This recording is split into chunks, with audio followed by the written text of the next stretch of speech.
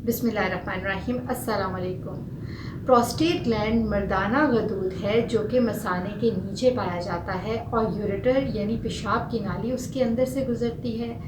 मर्दाना जो फ्लूइड है जिसको सीमन या मनी बोला जाता है उसके अंदर स्पर्म्स होते हैं। प्रोस्टेट ग्लैंड में से कुछ ऐसे फ्लूइड्स, ऐसे केमिकल्स निकलते हैं जो स्पर्म्स की नशोनुमा के लिए बहुत ही इम्पॉर्टेंट होते हैं, स्पेशली उनकी ग्रोथ के लिए, उनकी मोटिलिटी के लिए। ऐसी सूरत के अंदर प्रोस्टेट ग्लैंड को अगर ये कहें कि वो मेल रिप्रोडक्टिव सिस्टम का बहुत ही अहम पार्ट है तो ये कहना गलत नहीं होगा। 40 की एज के बाद यूजुअली मर्दों के अंदर इस ग्लैंड का हाइपरप्लेजिया शुरू हो जाता है, जिसको हम बिनाइन प्रोस्थेटिक हाइपरप्लेजिया बोलते हैं। कई मरतबा इसके अंदर इन्फ्लेमेशन भी हो जाती है जिसको हम प्रोस्टेटाइटिस कहते हैं, और रेयर केसेस के अंदर प्रोस्टेट कैंसर भी होता है।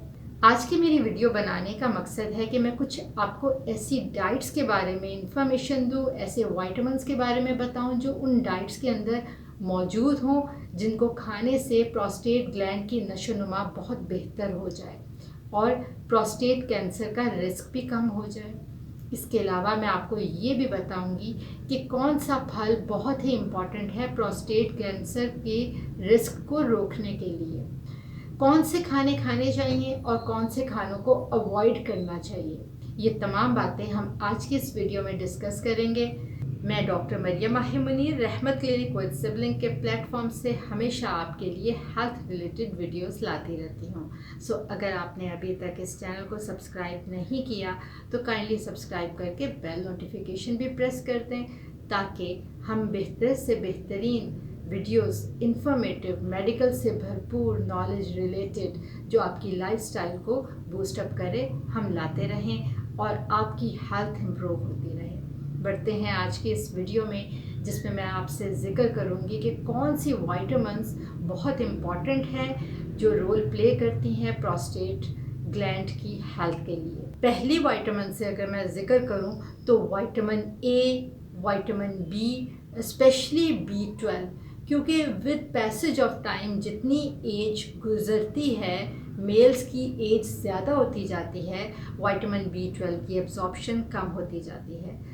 इस विटामिन के ऊपर बहुत ही ज़रूरत होती है कि नज़र रखी जाए कि विद पैसेज ऑफ टाइम आपको ऐसी डाइट मिलती रहे और आपकी ऐसी हेल्थ रहे, इम्प्रूवमेंट रहे, आपकी हेल्थ डाउन नहीं होनी चाहिए। नेक्स्ट विटामिन कहूँ तो इसमें सेलेनियम आ जाता है, जिंक आ जाता है, और उसके अलावा मैग्नीज आता है, कैल्शियम, जैसे कि हमें मालूम है कि ये एंटीऑक्सीडेंट के तौर पर भी काम करते हैं। प्रोस्टेट कैंसर से प्रिवेंट करने में ये तमाम जो हैं विटामिन्स ये बहुत ही इम्पॉर्टेंट रोल प्ले करती हैं। अगर मैं आपसे ये कहूँ ना कि कुछ ऐसे केमिकल्स होते हैं जिनको अगर मैं नाम लूँ तो एलर्जिटिनिन्स होती हैं और एलर्जिक एसिड होते हैं। ये कुछ मखसूस किस्म के जो फ्रूट्स होते हैं या वेजिटेबल्स होते हैं उनमें पाए जाते हैं, और प्रोस्टेट कैंसर के रिस्क को ये कम करने में बहुत ही मददगार साबित होते हैं। जिन फ्रूट्स के अंदर ये बहुत ही बेनिफिशियल केमिकल्स पाए जाते हैं उसके अंदर रसबेरी, पोमीग्रेनेट, ब्लूबेरीज आती हैं, स्ट्रॉबेरीज आ जाती हैं। जब भी आपको मौका मिले ये फ्रूट खाने का, अगर आपके अफोर्डेबिलिटी के अंदर आए तो कोई सा भी चॉइस करके आप खा सकते हैं और अपने प्रोस्टेट की हेल्थ को बेहतर कर सकते हैं। उसके अलावा अगर मैं आपसे ये कहूँ कि कुछ ऐसे फ्रूट्स होते हैं जिनको आपने हमेशा से अवॉइड करना होता है, उन फ्रूट्स के अंदर रेड प्रोसेस्ड मीट्स आ जाते हैं, ये आपने हमेशा अवॉइड करने हैं कि आप ना खाएं, क्योंकि ये आपके प्रोस्टेट ग्लैंड की हेल्थ के लिए ठीक नहीं है। उसके अलावा हमें पता है कि सैचुरेटेड फैट्स, उसके अलावा फुल क्रीम मिल्क, चीज़, योगर्ट, ये आपने अवॉइड करनी है। बटर को अवॉइड करना है। जहाँ पर मैंने आपको अवॉइड करने को कहा है कि आपने डेयरी प्रोडक्ट्स का यूज़ नहीं करना, वहीं पर अगर मैं आपको कहूँ कि आप नॉन डेयरी प्रोडक्ट्स का यूज़ कर सकते हैं।